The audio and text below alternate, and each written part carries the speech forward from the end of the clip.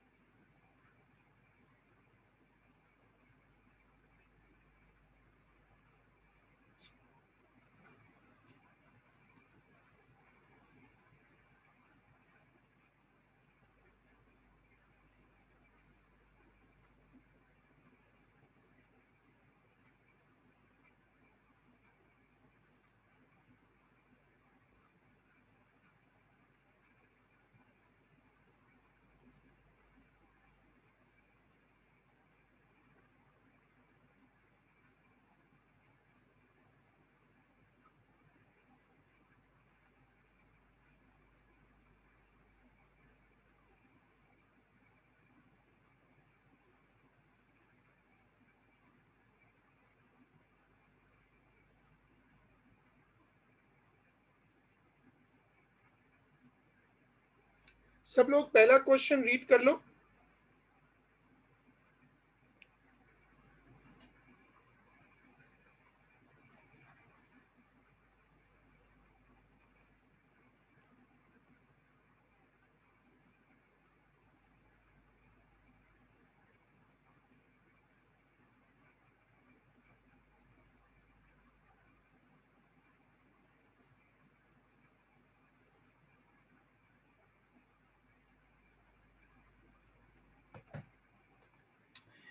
देखो, अब जैसे हमारा तरीका था जब हम एमसीक्यूज कर रहे थे पहले भी, आप लोग पहला क्वेश्चन रीड करो और ये फाइल मैंने ग्रुप पे डाल दी है। आप पहला क्वेश्चन रीड करो और मुझे आप लोग बताइएगा इसका आंसर। पढ़ो। The diagram shows an uncharged ball coated with metallic paint. The ball is suspended from an insulating thread. It is placed near a positively charge rod. Which diagram shows the charge distribution on the ball? पहले part का answer एक बच्चे ने दिया है D.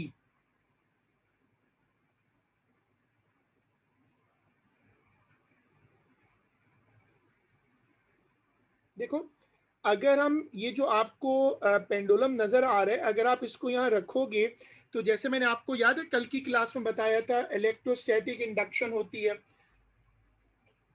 Electrostatic induction होती है और इलेक्ट्रोस्टैटिक इंडक्शन में क्या होता है? इलेक्ट्रोस्टैटिक इंडक्शन में ये होता है, इलेक्ट्रोस्टैटिक इंडक्शन में ये चीज आती है कि उसमें जैसे ये स्फीयर लटका हुआ है, तो यहां से आपको नजर आ रहा है कि ये जो स्फीयर है इस पर आपको सारे पॉजिटिव रॉड्स वगैरह नजर आ रही हैं। तो इसका जो प्लस माइनस है वो शिफ्ट हो जाएगा। जैसे ये प्लस है ना, तो सामने इधर माइनस आएगा, इधर प्लस आएगा। तो इसमें अब जैसे एक बच्चे ने सेलेक्ट किया डी, प्लस के सामने माइनस होगा और इस तरफ प्लस होगा। D is the right answer. C वाले में गलती ये है कि प्लस नहीं है। पी में प्लस इधर आ रहा है राइट साइड पे, तो राइट साइड पे तो प्लस नहीं हो सकता, तो इसलिए आंसर है डी।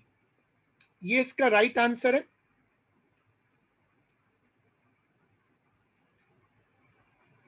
चले क्वेश्चन नंबर 2, जरा 2 पढ़िएगा।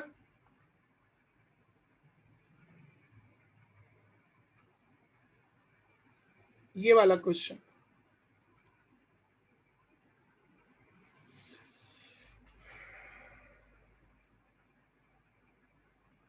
सब लोग पढ़िएगा। Question number 2।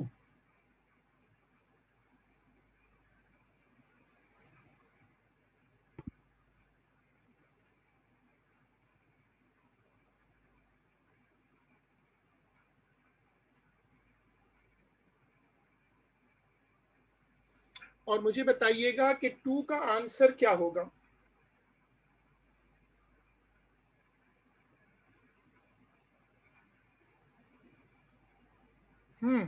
2 का आंसर एक, अच्छा, साथ में लिख दिया करें 2A 1B 3A, ताकि पता हो कि ये कौन सा वाला आप रेफर कर रहे हैं।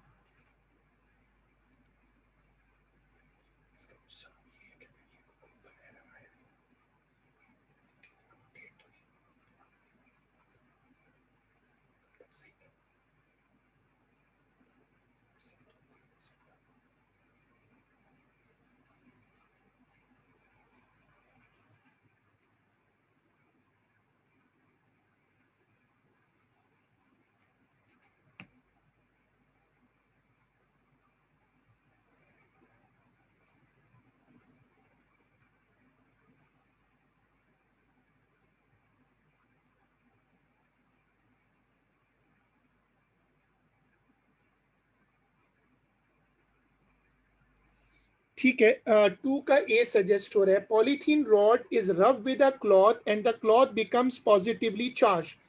अगर आप रब करेंगे और वो कह रहे हैं पॉजिटिव चार्ज आ रहा है, तो इसका मतलब क्या है? पॉजिटिव आने का मतलब ये होता है कि उसने इलेक्ट्रॉन लूज किए हैं। The cloth becomes positively charge, cloth negative charges are transfer from the cloth to the polythene. तो इसका मतलब है कि rub with the cloth and the cloth becomes, तो इसका मतलब है क्लॉथ ने इलेक्ट्रॉन लूज किए हैं। तो इसमें फिर आंसर ए ठीक है, क्योंकि नेगेटिव चार्जेस का मतलब है इलेक्ट्रॉन, नेगेटिव चार्जेस का मतलब है इलेक्ट्रॉन, इलेक्ट्रॉन निकल कर गए हैं क्लॉथ से, इलेक्ट्रॉन्स क्लॉथ से निकल गए हैं, इसलिए क्लॉथ पे पॉजिटिव आ रहा है। Question number 2। और अब आ जाओ क्वेश्चन नंबर 3, जरा 3 रीड करो।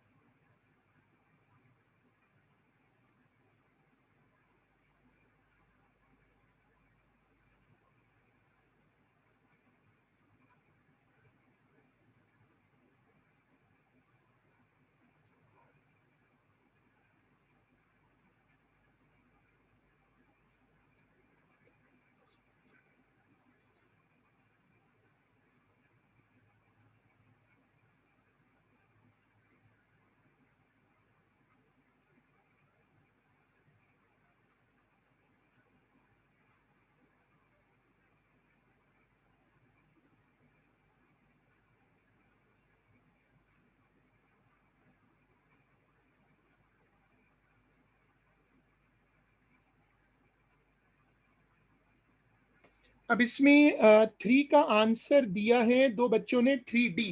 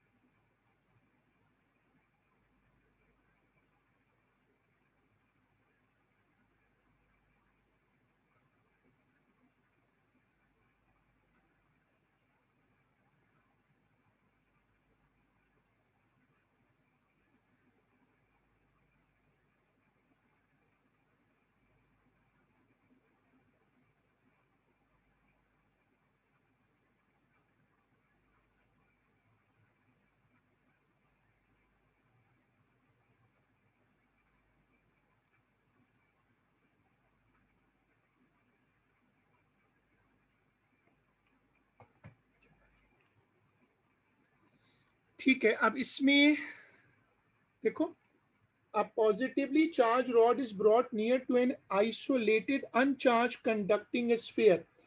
ये वाली चीज देखिएगा, positive, what are the charges on side x and y of the sphere, both x and y are positively charge. ये तो पॉसिबल ही नहीं है। जाहिर है किसमें, अच्छा डी में लिखा हुआ है एक्स इज नेगेटिवली चार्ज। ये जो एक्स है इसको नेगेटिव होना चाहिए, क्योंकि प्लस के सामने माइनस आता है। तो ये बात तो सही लग रही है, प्लस के सामने माइनस होता है और इधर आएंगे तो प्लस हो जाएगा। तो आंसर है डी। चलो ठीक है, अब क्वेश्चन नंबर 4 करके दें, 4।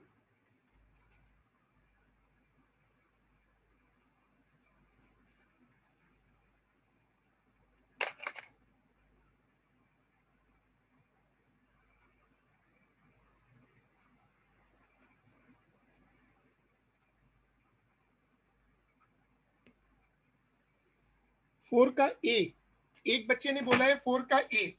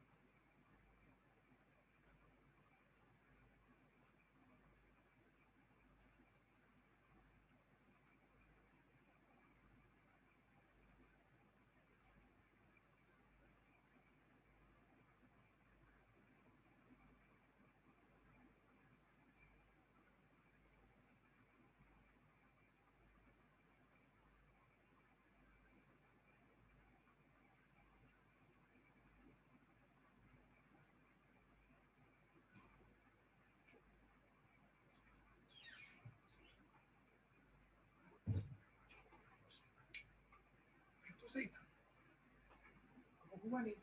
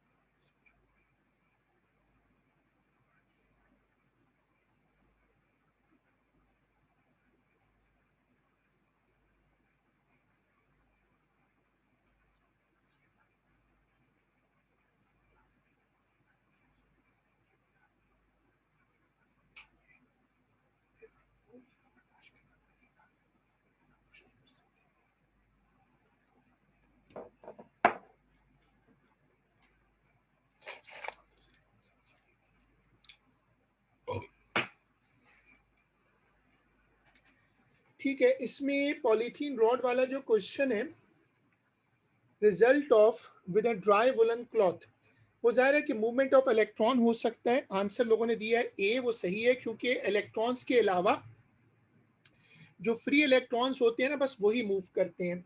चलो क्वेश्चन नंबर 5 पढ़ो, 5 का सोल्यूशन करके दो।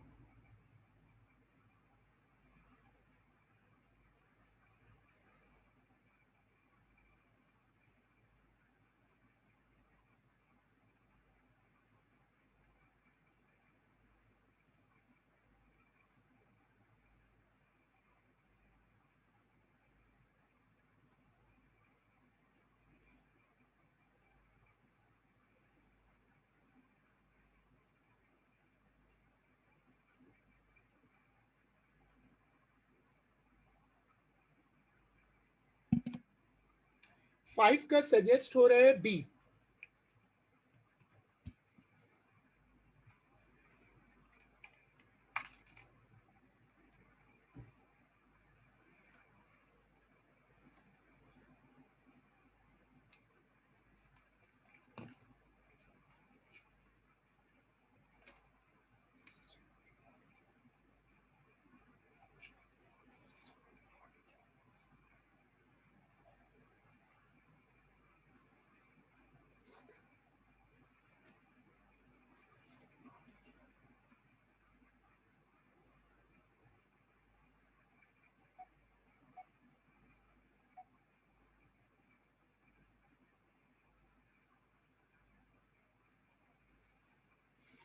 बाकी लोग भी आइडिया देते हैं 5 का बी।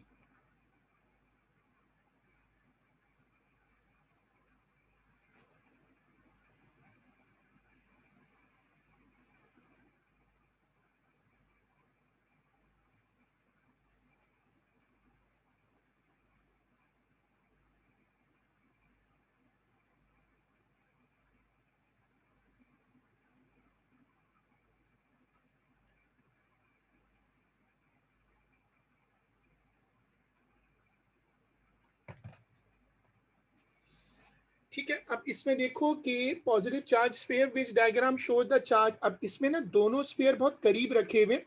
जो लेफ्ट वाला स्फीयर है वो पॉजिटिवली चार्ज है। अगर लेफ्ट वाला जो स्फीयर है अगर वो पॉजिटिवली चार्ज है तो क्या होगा? अगर लेफ्ट वाला स्फीयर पॉजिटिवली चार्ज है तो उसमें इलेक्ट्रॉन ट्रांसफर होगा। देखो, जो लेफ्ट वाला स्फीयर है अगर उस पर प्लस है तो उसकी वजह से राइट वाले स्फीयर में ना इंडक्शन हो जाएगी। सामने इधर माइनस आ जाएगा और इधर प्लस आ जाएगा। तो इसमें जो आंसर सजेस्ट हो रहा है वो है बी।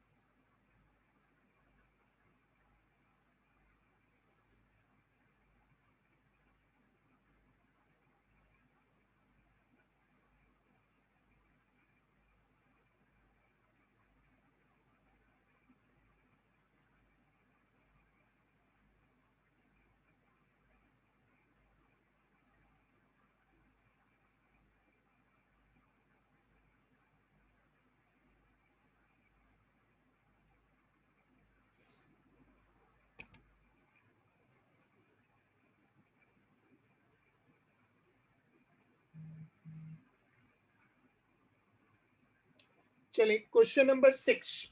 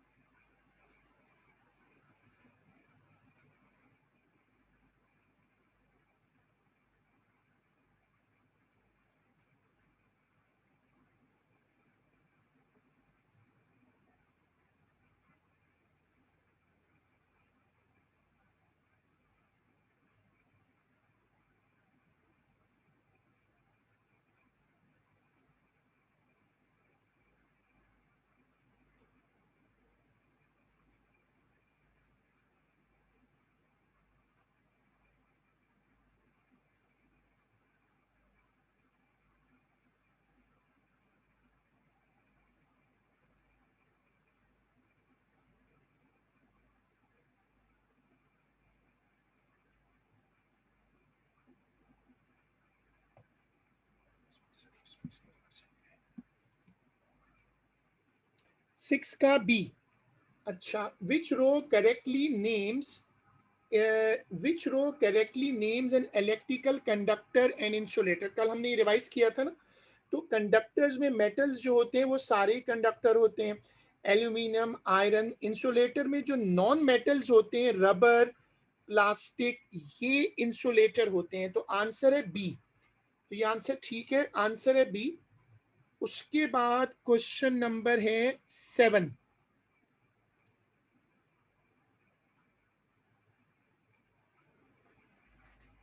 क्वेश्चन नंबर 7 देखें, आप फाइल अपने मोबाइल पे खोल सकते हैं।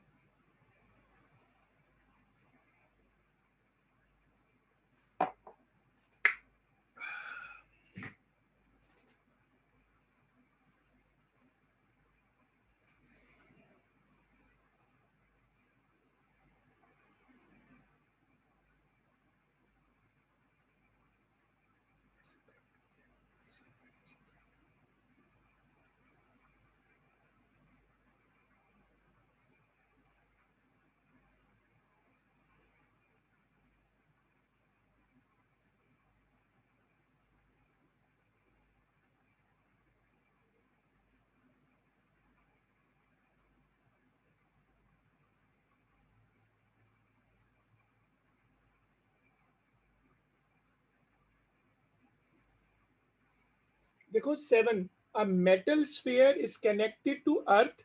A positively charged rod approaches the sphere and stops before touching it.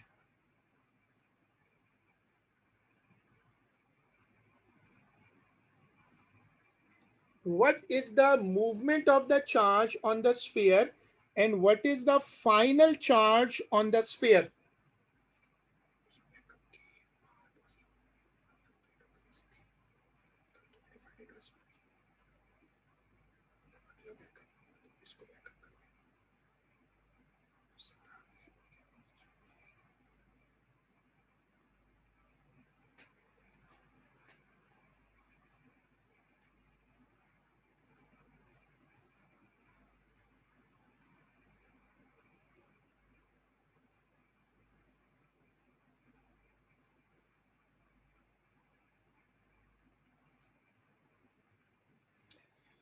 What is the movement of charge on the sphere and what is the final charge on the sphere? ठीक है, अब अगर आप इसको टच करते हो, a metal sphere is connected to earth. Metal sphere को आपने अर्थ किया हुआ है। अब पॉजिटिवली चार्ज रॉड अप्रोच, अब अगर आप इसकी पॉजिटिव रॉड को करीब लाते हो और आपने स्फीयर को, अच्छा जो स्फीयर है, जो स्फीयर है वो अर्थ हुआ हुआ है, तो क्या होगा, what is the movement of charge. अब इस सवाल में आंसर 7 का एक बच्चे ने बोला है सी, 7 का सी, और दूसरे ने बोला है 7 का बी।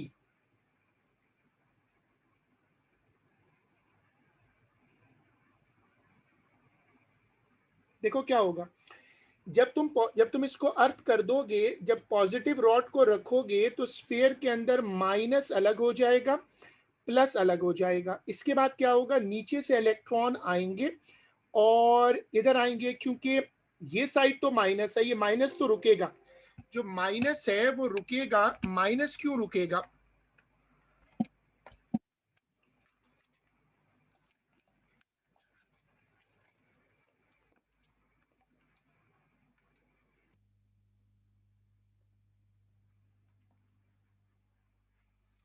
अच्छा माइनस क्यों रुकेगा, क्योंकि माइनस को ये सामने वाला जो प्लस है वो पकड़ के रखेगा।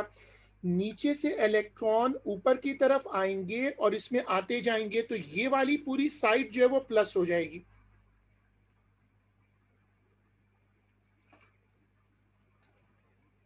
तो इसमें ये होगा, देखो प्रोसेस देखो, इसलिए आंसर होगा 7 का पार्ट ए, 7 का ऑप्शन होगा ए।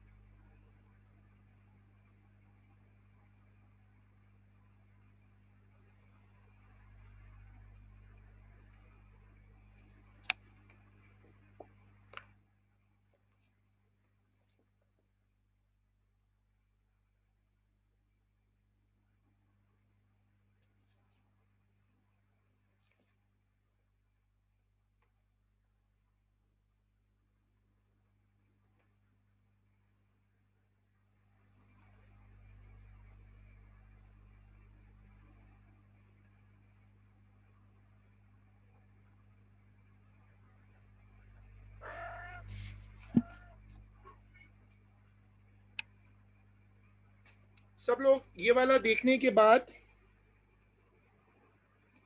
नहीं स्फीयर न्यूट्रल नहीं हुआ।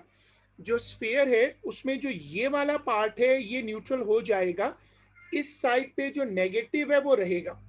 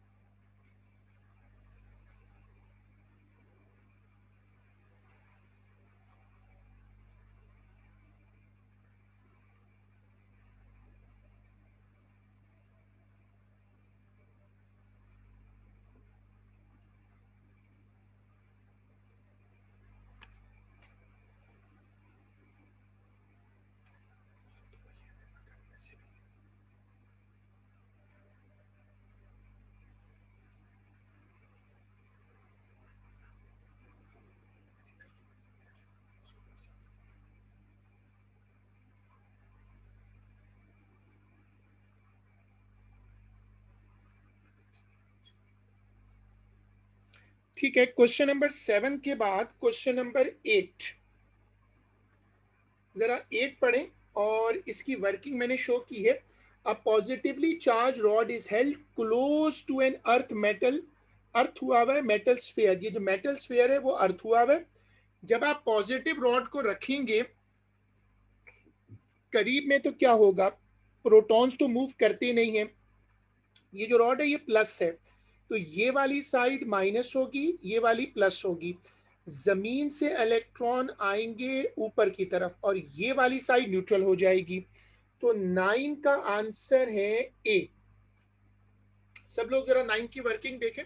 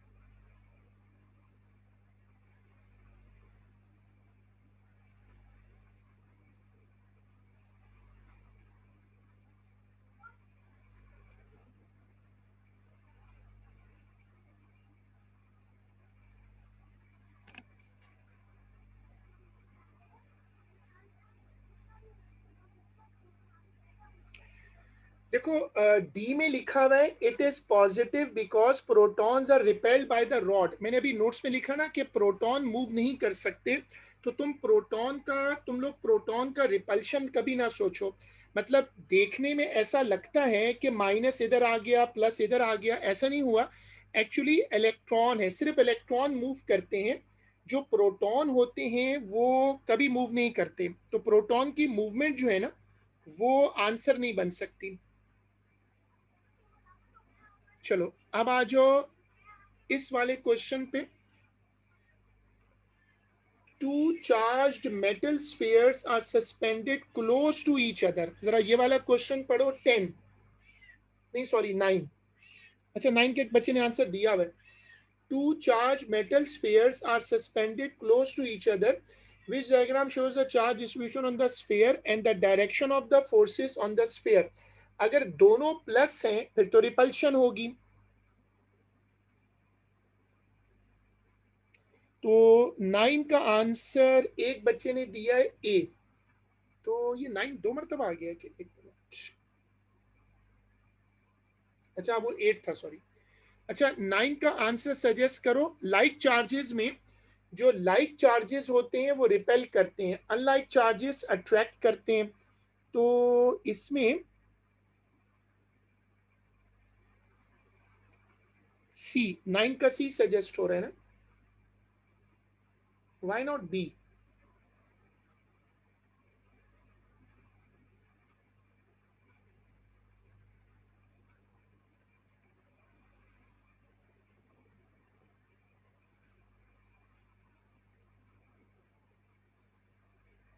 सी में चार्जेस दूर हैं, सी में गलती, सी वाले में गलती ये हो रही है। हाँ सी में गलती हो रही है, सी में चार्जेस दूर हैं, सी को लेना मुश्किल है। या तो बी रखो, या तो बी होगा या डी होगा। डी में तो रिपल्शन है, डी हो नहीं सकता। तो फिर कौन सा होगा? सी मुश्किल लग रहा है, सी नहीं हो सकता। दोबारा सोचें।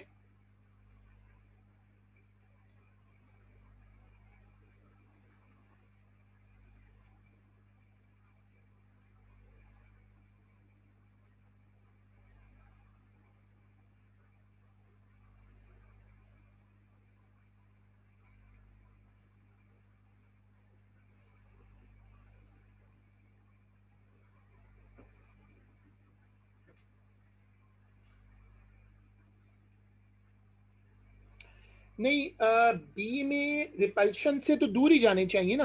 देखो मेरी लॉजिक ये है, बी में तो सही है, दूर होने चाहिए। बी में दूर क्यों होने चाहिए? क्योंकि रिपल्शन तो चीजों को दूर करती है। यहाँ पर ये सही है, लेकिन एरोज गलत हैं। ये देखो सी में ना, सी में तो अट्रैक्शन है, अट्रैक्शन में तो करीब आना चाहिए।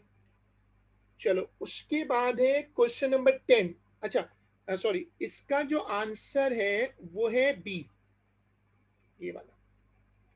चलो अब आ जाओ number 10। Which list contains only electrical insulators? करो, नंबर 10 आसान है।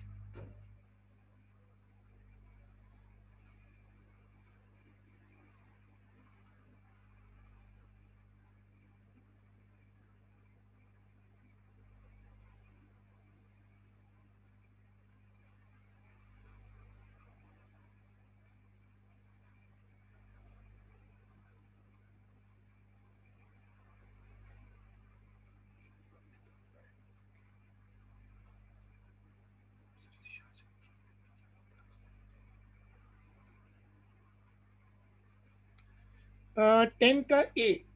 विच list contains only electrical insulators? Insulators जो हैं वो इसमें गिलास, प्लास्टिक, रबर। हाँ ये सही है, इसमें तीनों इंसुलेटर हैं। ठीक है, यहाँ पर 10-15 मिनट का गैप है, नमाज के लिए गैप कर लेते हैं। There is a gap of 10 to 15 minutes।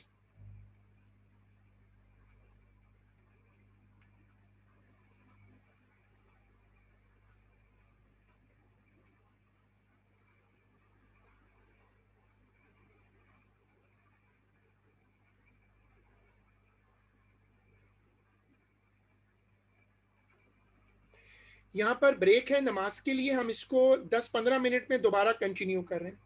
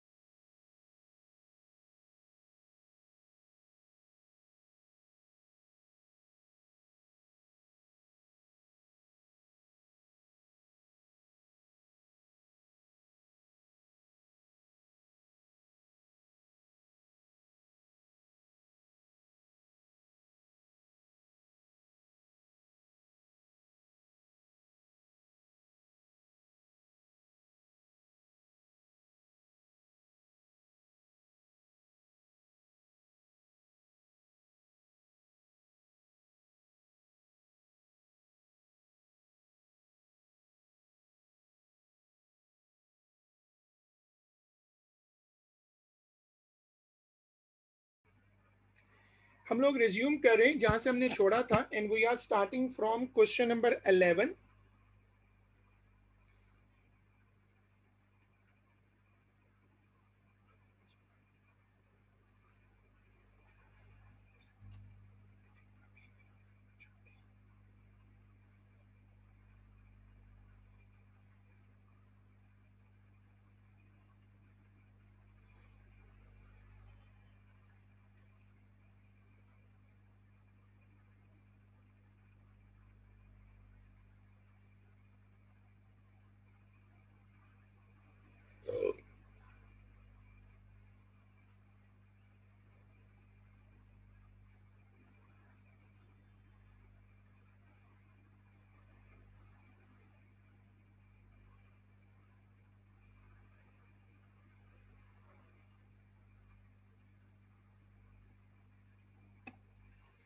Question number 11, एक बच्चे ने आंसर दिया है 11 का डी.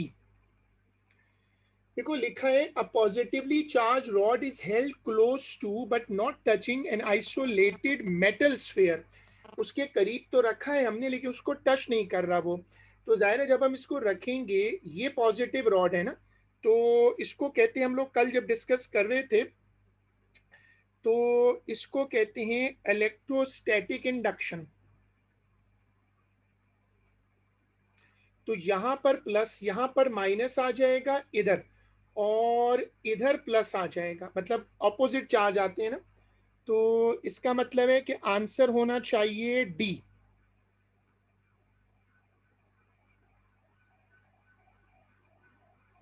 चलो question number 12.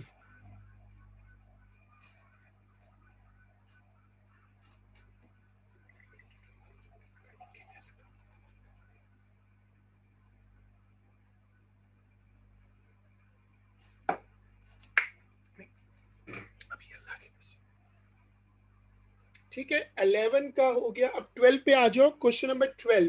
A student rubs a rod held in his hand. Which action causes the rod to gain a large electrostatic charge? 12.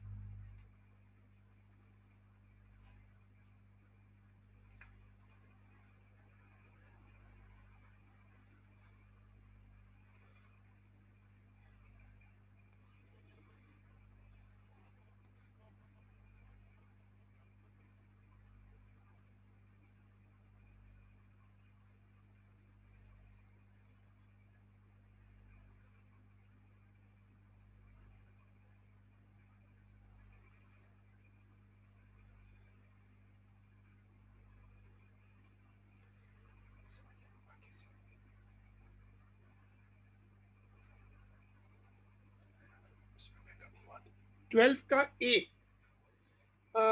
Rubbing an iron rod with a steel magnet. Magnet से इसका कोई ताल्लुक ही नहीं होता ना, क्योंकि हम तो बात कर रहे हैं इलेक्ट्रोस्टैटिक की. Rubbing an iron rod with a woollen duster, ये हो सकता है. Rubbing a polythene rod with a steel magnet, magnet तो आउट ऑफ डिस्कशन है. Rubbing a polythene rod with a woollen duster, तो इसका आंसर होना चाहिए डी. अच्छा, बी क्यों नहीं हो सकता? बी इसलिए नहीं कि आयरन है, आयरन तो मेटल है, मेटल तो गुड कंडक्टर होते हैं, उन पे चार्ज रुकता नहीं है. तो ए तो हो नहीं सकता, मैग्नेट है. सी नहीं हो सकता, वो भी मैग्नेट है. ऑप्शन बच रहा था बी और डी. अब बी क्यों नहीं लिया मैंने? क्योंकि iron is a metal, and metals are good electrical conductors.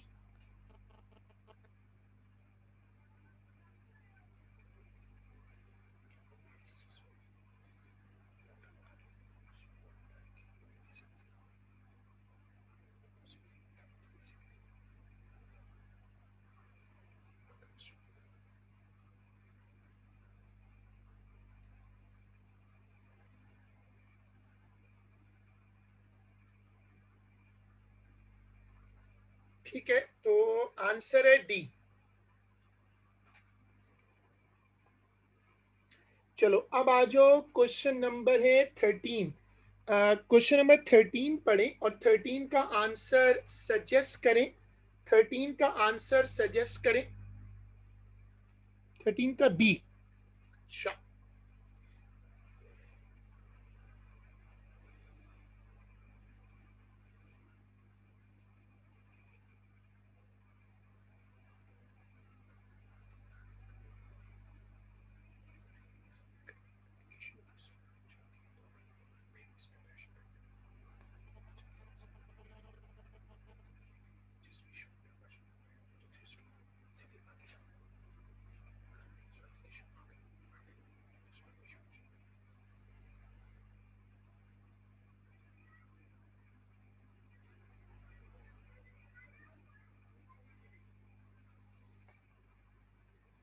two charged conducting spheres are placed close to one another. One sphere is positively charged and the other is negatively charged. Which diagram shows the distribution of charges and the forces acting on the spheres? देखो ये वाली चीज जो है ना,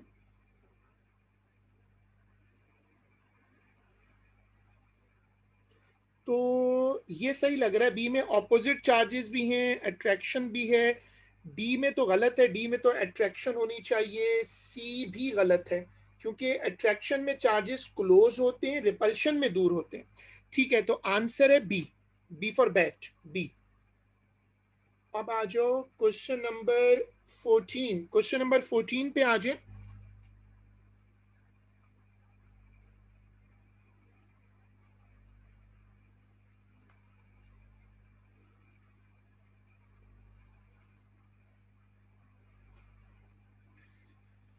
fourteen का B. अच्छा, which row shows the conductor and an insulator. Conductor में मैंने रख लिया है एल्यूमिनियम और इंसुलेटर में गिलास। 14 का बी, बी इज राइट, सही है। चलो, which material is best for magnetic screening, ये वाला क्वेश्चन है।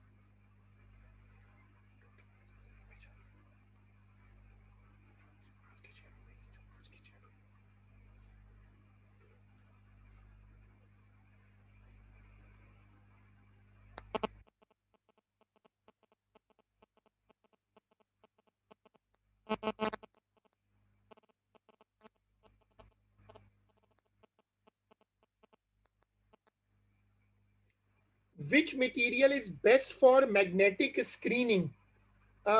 इसमें तो आंसर है कॉपर। नहीं हो सकता कॉपर। ये वैसे सवाल यहाँ गलत फिट हो गया, सॉरी। ये वैसे तो खैर इस टॉपिक का नहीं है। कॉपर तो मैग्नेटिक नहीं होता। मैग्नेटिक स्क्रीनिंग के लिए सबसे अच्छा जो ऑप्शन है वो है आयरन, बी। चलो, अब आ जाओ इस पे। A polythene rod is rubbed with a duster. The duster then attracts small pieces of paper. Are the rod and the duster charged or uncharged? ये वाला देखें। 16, जरा 16 की ऊपर suggestion they.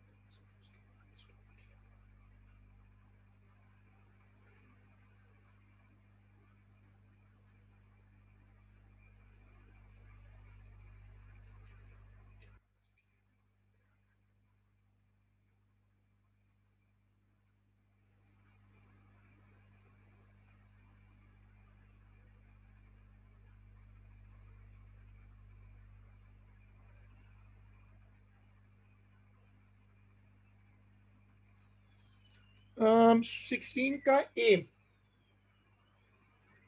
Duster then attracts small pieces of paper. Are the rod and the duster charged or uncharged? दोनों ही को charge करना पड़ेगा क्योंकि एक इलेक्ट्रॉन लूज करना होगा। देखो रबिंग में क्या होता है, एक सब्सटेंस इलेक्ट्रॉन लूज करता है और दूसरा जो सब्सटेंस होता है ना वो इलेक्ट्रॉन लूज कर देता है, एक गेन करता है एक लूज करता है। तो आंसर होगा ए, दोनों को चार्ज होना चाहिए। चलो अब आ जाओ क्वेश्चन नंबर 17, जरा 17 पढ़ो।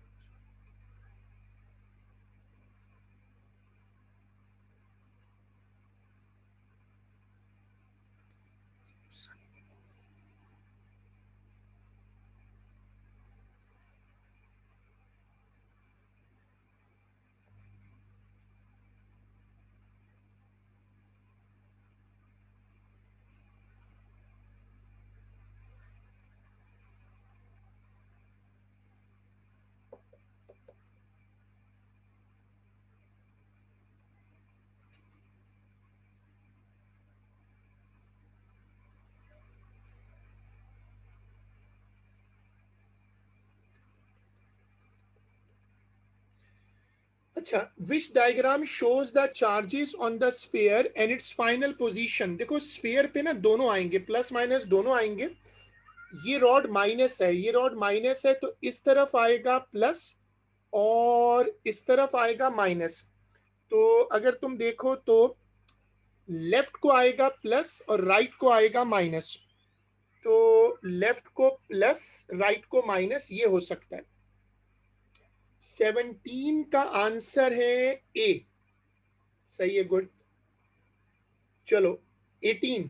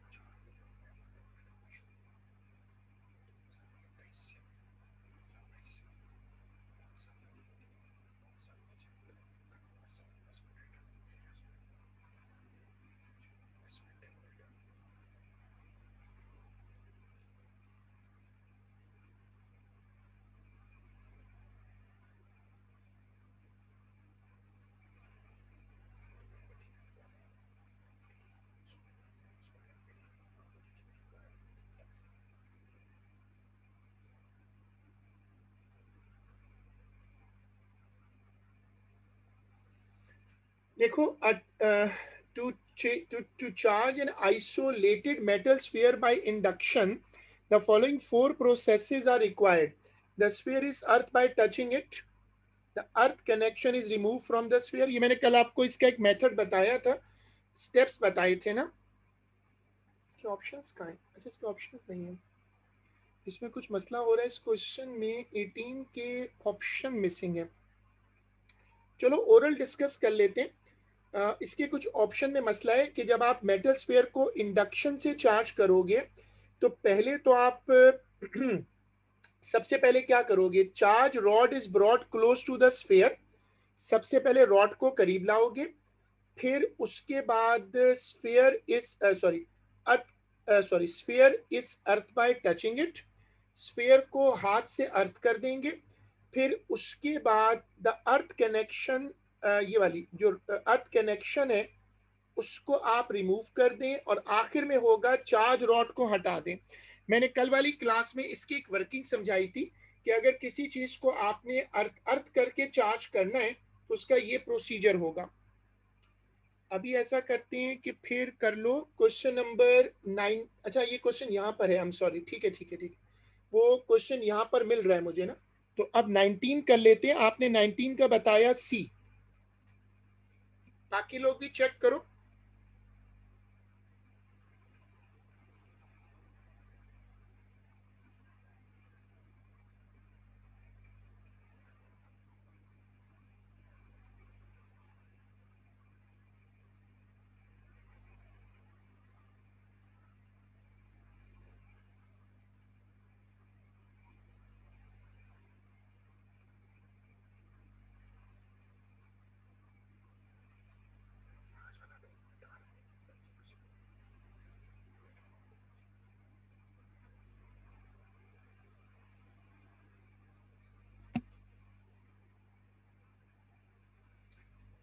देखो लिखा हुआ है, सबसे पहले क्या करोगे, सबसे पहले charge rod is brought close to the sphere, सबसे पहले होगा आर, ठीक है, और उसके बाद sphere is earth by touching it, ये हो गया पी। आर के बाद आएगा पी, आर से पी तो या तो सी है या डी है, सी और डी में से कोई एक है। अच्छा आपने sphere is earth by touching it, ठीक, उसके बाद earth connection is remove from the sphere, Q आ जाएगा, और आखिर में एस होगा, यानी कि आंसर है सी। वो अर्थ वायर अगर नहीं हटाएंगे तो फिर तो सारा ही चार्ज हट जाएगा ना। अर्थ वायर को अगर आपने अगर पहले रॉड को हटाया और फिर आपने अर्थ लगी रहने दी तो अर्थ क्या करेगा, सारा चार्ज उड़ा देगा, न्यूट्रल कर देगा। असल में अर्थिंग न्यूट्रल करती है, तो अर्थिंग हटाने से पहले अर्थिंग पहले हटा दो और फिर रॉड को हटाओ।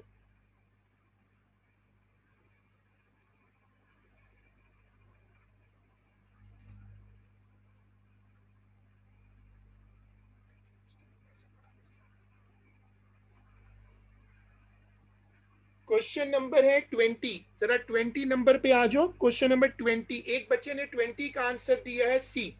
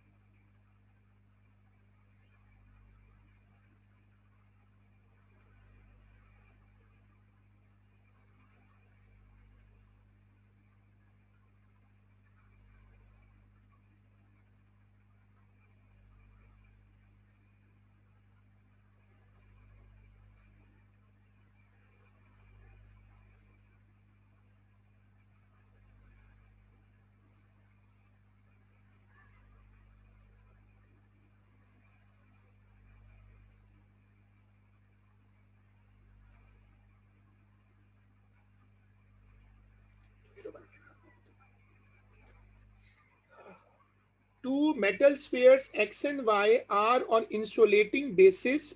Both spheres are negatively charged. Sphere X is moved towards sphere Y until they almost touch. Touch करने से क्या होगा कि दोनों ही नेगेटिव हैं, तो नेगेटिव नेगेटिव आ जाएंगे दोनों में, और दोनों जब बिल्कुल करीब आ जाएंगे, ऑलमोस्ट टच का लफ्ज है, टच हुआ नहीं है, तो नेगेटिव नेगेटिव को रिपेल करता है। 20 का सी, हाँ ये सही लग रहा है, नेगेटिव दूर हटेंगे क्योंकि नेगेटिव नेगेटिव को रिपेल करता है, सही है।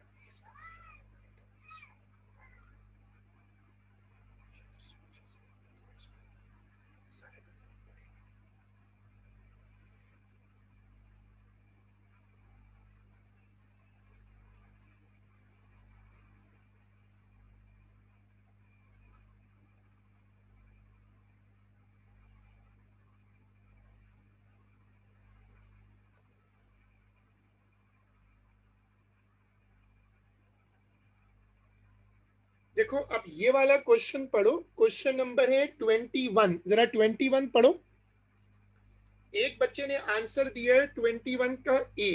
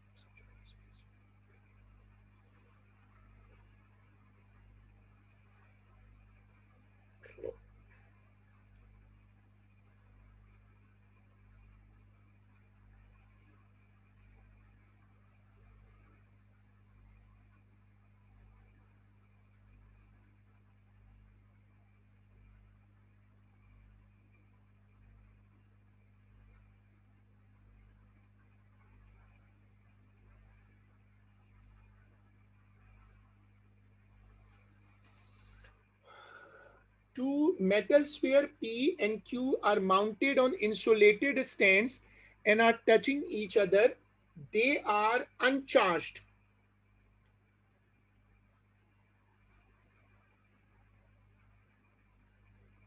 ठीक है.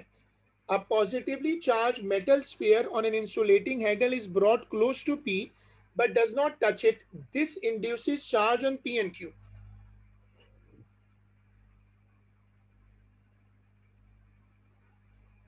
अब इशू ये है कि देखो ये जो स्फीयर है ना ये वाला, इस पर जो ये बेसिकली पॉजिटिवली चार्ज है, इस वाले पर और इस वाले पर ये दोनों टच कर रहे हैं। तो देखो इस पर अगर प्लस है तो क्या होगा, इधर प्लस आएगा, इधर माइनस आएगा और फिर वो माइनस इसमें चला जाएगा।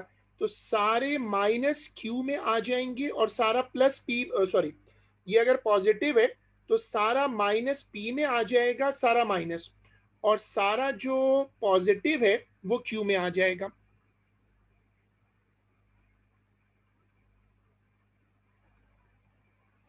The positive charge rod metal is held in this position. Sphere Q is moved to the right away from sphere P. What are the sign of the induced charges?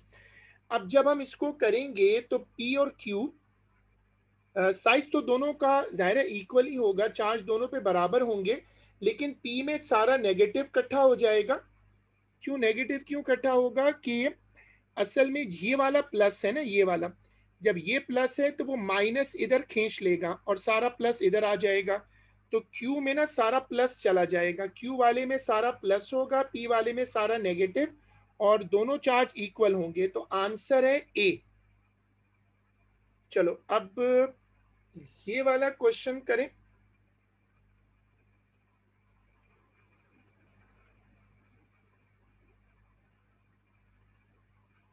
सब लोग ये वाला क्वेश्चन पढ़िएगा। 22 पढ़े। 22 का एक बच्चे ने आंसर दिया है 22 का B.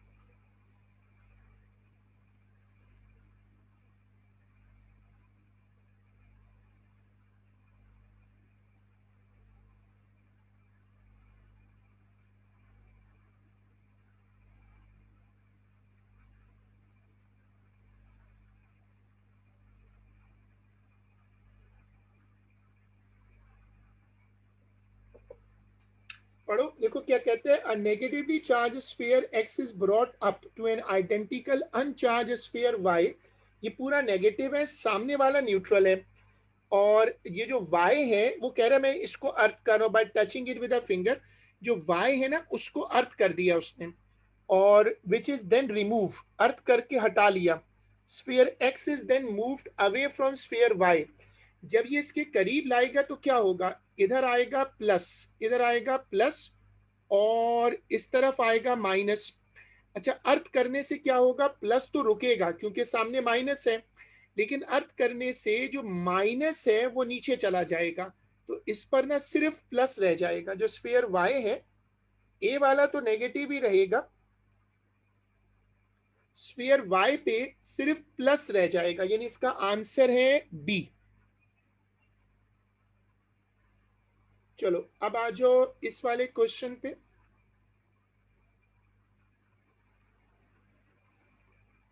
A negatively charged balloon is brought forward towards a wall. Which statement explains what happens? Number 21.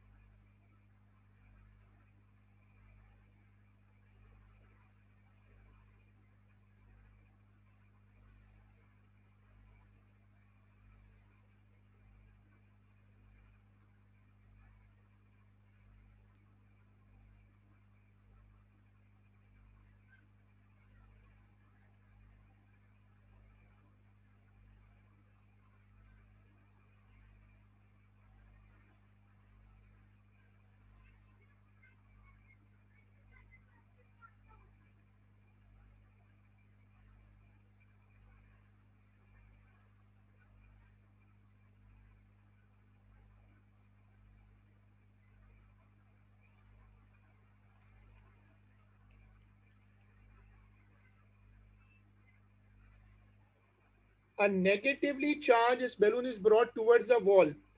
अब वो कहता है जब उसको करीब लाओगे, जो नेगेटिव चार्ज बैलून में है वो क्या करेंगे, repel the negative charge in the wall. ये हो सकता है, लेकिन हाँ आंसर क्या होना चाहिए, सी।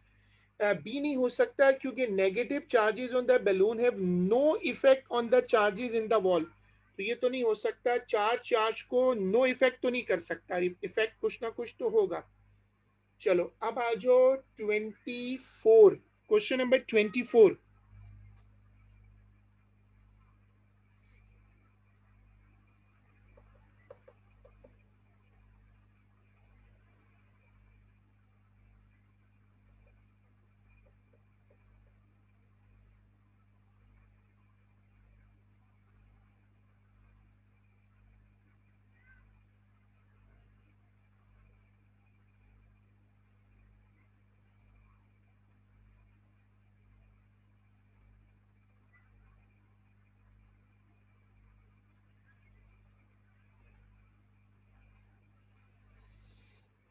A negative charge rod is brought close to an isolated T-shaped piece of metal. ये T-shaped metal आ गया। Initially the metal is uncharged.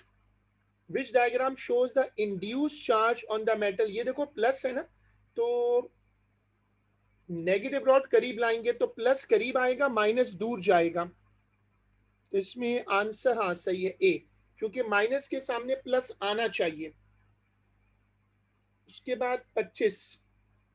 A perspex rod can be charged positively by rubbing it with a woolen cloth. How does the rod gain its charge?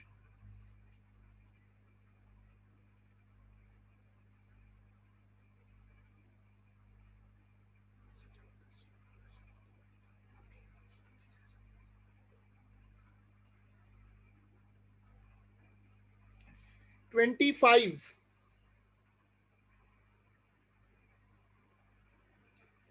अगर कोई चीज positive होने जा रही है तो वो इलेक्ट्रॉन लूज करेगी ना। तो आप एग्जाम, इसमें सिंपल आंसर है, देखो रबिंग से अगर किसी चीज पे पॉजिटिव आने वाला है तो पॉजिटिव कैसे आता है, पॉजिटिव आने का तरीका ये है कि वो चीज इलेक्ट्रॉन लूज करे। नहीं, गेन तो नहीं होगा, 25 का सी होना चाहिए। गेन कर, अगर इलेक्ट्रॉन गेन किए ना फिर तो नेगेटिव आ जाएगा, सी होना चाहिए द रॉड लूजेज इलेक्ट्रॉन।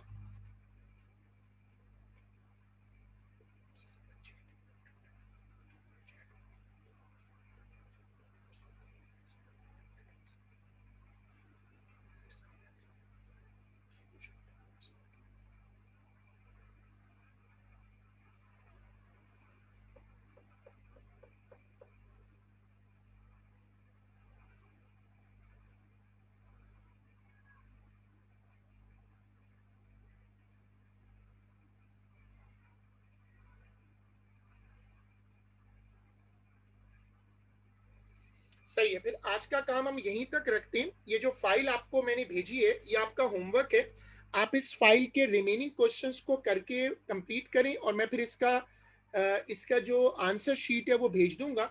आपको करना ये है कि ये वाली फाइल कंप्लीट करनी है घर पे, और फिर जो इसका आंसर शीट है वो मैं आपसे शेयर कर दूंगा। आज का काम यहीं तक है, हम इसको इंशाल्लाह फिर अपनी अगली क्लास में कंटिन्यू करेंगे।